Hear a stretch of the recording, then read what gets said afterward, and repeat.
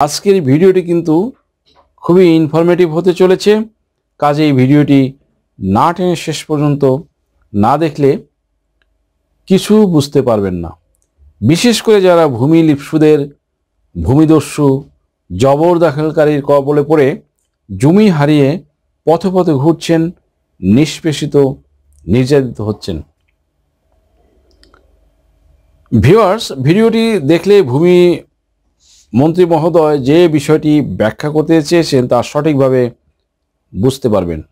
আপনারা জানেন যে যুগান্তকারী ভূমি অপরাধ প্রতিরোধ ও প্রতিকার আইন নামক যে আইনটি বর্তমানে খসড়া প্রস্তুত হচ্ছে তা শীতকালীন অধিবেশনে সংসদে উত্থাপন করা হবে এবং মন্ত্রী মহোদয় চেষ্টা করছেন যাতে দ্রুত আইনটি বাস্তবায়িত হয়।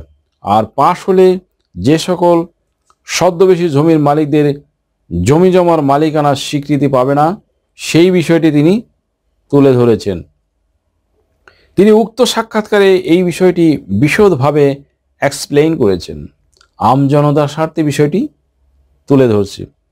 যথাযথ দলিল ছাড়া জমির মালিকানা এই যুগে পাওয়া অবিচার কখনোই দেওয়া হবে না সেই সকল ব্যক্তিদের যারা বেআইনিভাবে যথাযথ দলিলাদি ছাড়া অন্যের জমি দখল করে আছে। কারা সেই দখলবাজ ব্যক্তি সেটা এখানে তিনি সুন্দরভাবে তুলে ধরেছেন। বেআইনি জমি দখল আইন আসছে খুব শীঘ্রই। আগামী বছরের 2023 সালের জানুয়ারি মাস থেকে ইনামজারি ব্যবস্থার মতো সারা দেশে ভূমি উন্নয়ন কর ব্যবস্থাতেও শতভাগ ডিজিটাল অর্থাৎ end to end digital service বাস্তবায়ন করা সম্ভব হবে। অবৈধ ভূমি দখল সম্পর্কিত এক প্রশ্নের জবাবে ভূমিমন্ত্রী জানান, দলিলাদি যার জমি তার। এই ভাবনা থেকেই ভূমি অপরাধ প্রতিরোধ ও প্রতিকার আইনের খসড়া তৈরির কাজ করছে ভূমি মন্ত্রণালয়। দলিলাদি বলতে যথাযথ নিবন্ধন দলিল, খতিয়ান সহ আনুষঙ্গিক নথিপত্র। মন্ত্রী মহোদয় বলেন, এই আইনের খসড়া মন্ত্রিপরিষদ বিভাগে পাঠানো হবে পরীক্ষণের জন্য, এরপর আইন প্রণয়নের জন্য সংসদে পাঠানো হবে।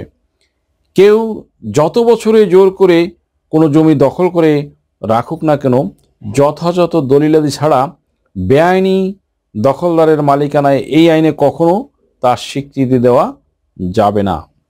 যথাযথ দলিলাদি ব্যতীত কেবল দখল করে জমির মালিকানা এই যুগে অবিচার বলে মন্তব্য করেন ভূমিমন্ত্রী।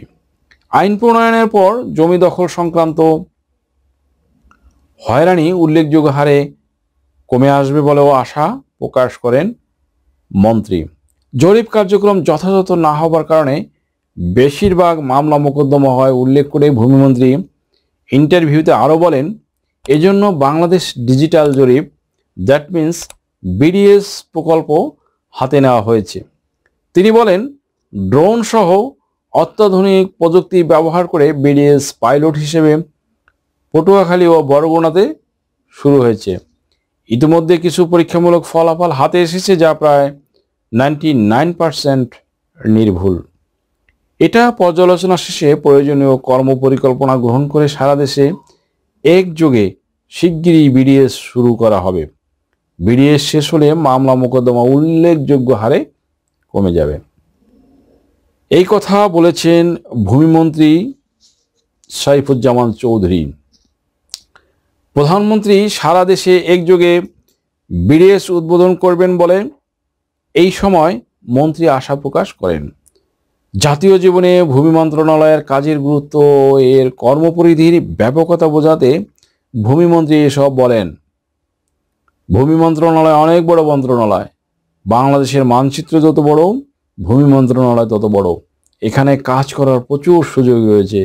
যেহেতু বাংলাদেশ থেকে ভূমি অফিস সম্পর্কে অভিযোগ আসে, সেহেতু মন্ত্রী হিসাবে সারা দেশে সারপ্রাইজ ভিজিট করা অত্যন্ত জটিল উল্লেখ করে সাক্ষাৎকারে ভূমিমন্ত্রী আরও বলেন, ভূমি প্রশাসনে সিস্টেম উন্নয়ন করে গুণগত পরিবর্তন আনাই সর্বোত্তম। তিনি আরও বলেন, আমি চিন্তা করলাম আরও গুণগত পরিবর্তন করতে হবে আমাদের। এখানে সিস্টেম ডেভেলপমেন্ট করতে হবে। সিস্টেমকে যদি আমরা ডেভেলপ করে নিতে পারি আমার কারো সাথে কারো কথা বলার প্রয়োজন নেই, সিস্টেম সব কিছু নিয়ন্ত্রণ করবে এবং সিস্টেমের মাধ্যমে মানুষ সেবা পেতে থাকবে, মন্ত্রী এ কথা বলেন। ভিউয়ার্স, মন্ত্রী মহোদয় বলেন মানুষকে কষ্ট দেবেন না, আপনার আউট অফ দ্য বক্স চিন্তা করতে হবে, মানসিকতা বদলাতে হবে, আপনার কর্তব্য সচেতন হতে হবে, মানুষকে কিভাবে সেবা দেওয়া যায় সেটা আপনার চিন্তা ভাবনায় থাকতে হবে। সরকারি ভূমি সেবা প্রদানকারী গণকর্মচারীদের কাছে ভূমিমন্ত্রীর এটাই প্রত্যাশা। মন্ত্রী আরও বলেন যে কোনো সিদ্ধান্তে তিনি গঠনমূলক বিতর্ককে উৎসাহ দেন। ভিউয়ার্স, ভিডিওটি থেকে আশা করি নিশ্চয়ই সামান্যতম হলেও উপকৃত হয়েছেন। যদি ভিডিওটি ভালো লাগে তাহলে লাইক, শেয়ার, কমেন্টস এবং সাবস্ক্রাইব করে পাশে থাকা বেল আইকনটি প্রেস করে দিন, যাতে পরবর্তী ভিডিওর নোটিফিকেশনটি সহজেই পেয়ে যান। সো আজকের মতো এখানে শেষ করছি। দেখা হবে অন্য কোনো দিন, অন্য কোনো ভিডিওতে, অন্য কোনো আইনি কন্টেন্ট নিয়ে। সেই পর্যন্ত সকলে ভালো থাকুন, সুস্থ থাকুন, নিরাপদে থাকুন। আবারও সবাইকে ধন্যবাদ জানিয়ে এখানেই শেষ করছি। আল্লাহ হাফেজ।